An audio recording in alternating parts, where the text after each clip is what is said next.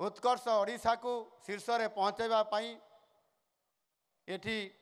भर्तृहरि महताब जी कहते जे हुए तो आजिकाली भितर बोध हुए आम मुख्यमंत्री सिंगापुर जापारती बोली और सेटा आज राति पाहिले ही मु वास्तविक मु काली सकाळु जाऊँगी सिंगापुर को व्यापार वाणिज्य करने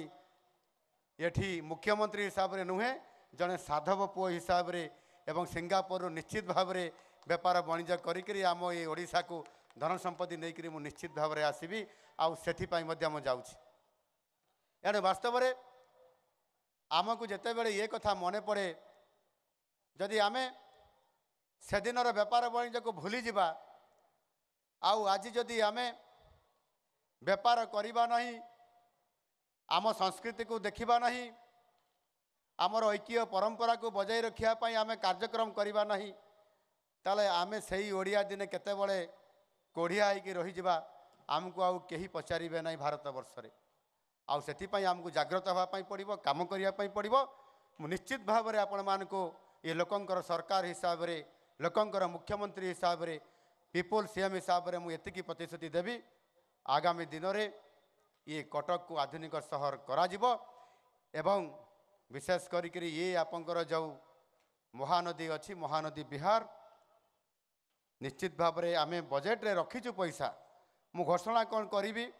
ये कथा संपूर्ण भाव में स्थान पाई सारी एवं से जमीती यशस्वी प्रधानमंत्री जी गुजरात रो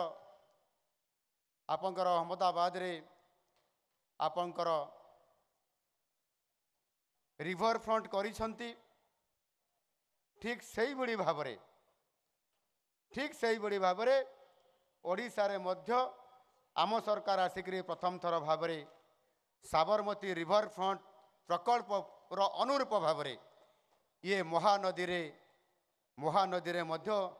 महानदी रिवर फ्रंट हाँपाई जाऊँगी से तो बजेट रे 50 कोटी टंका रखा जाई सरी ये आज घोषणा करिवार अवकाश नहीं दुईटी रिवर फ्रंट हम महानदी रे गोटे हेब सम्बलपुर सहर रे महानदी रे आउ गोटे हेब कटक सहर रे आमर ये महानदी रिवर फ्रंट हम ठीक साबरमती रिवर फ्रंट परिका एवं से जहाँ अर्थ आवश्यकता हम 50 कोटी दिया मु एथिरे जेते पैसा लगिवो जदि एथिरे 50 कोटी रे तो हब नहीं से मु आसेसमेंट करुली जहाँ दरकार हम दिज्व किंतु ये ऐतिहासिक कटक बालीजात्रा पड़िया को मुझको आगामी दिन में एक अंतर्जातीय पर्यटन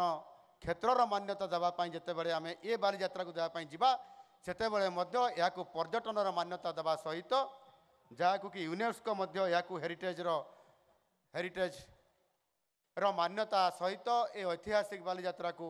जिते बड़े से मान्यता प्रदान करेंगे से स्तर को आमको जावाई पड़ो नापाई पड़ो से सरकार एका चाहिए हेब ना ये बालीजात्रा उत्सवर ये समस्ते मंचरे थिबा मंच तलरे थिबा आपण माने एवं सरकार समस्ते आम एक जदि आमर यहाँ को आम आग को नहीं जिबा से स्तर को पहुँचाई ताहले आमको कहीं पहुँचाई पारिबे नहीं आज महानदी रिवर फ्रंट पाई आहरी 150 कोटी टंका देवाई मु आज घोषणा करुछि 200 कोटी टंकार हेब एवं यह एक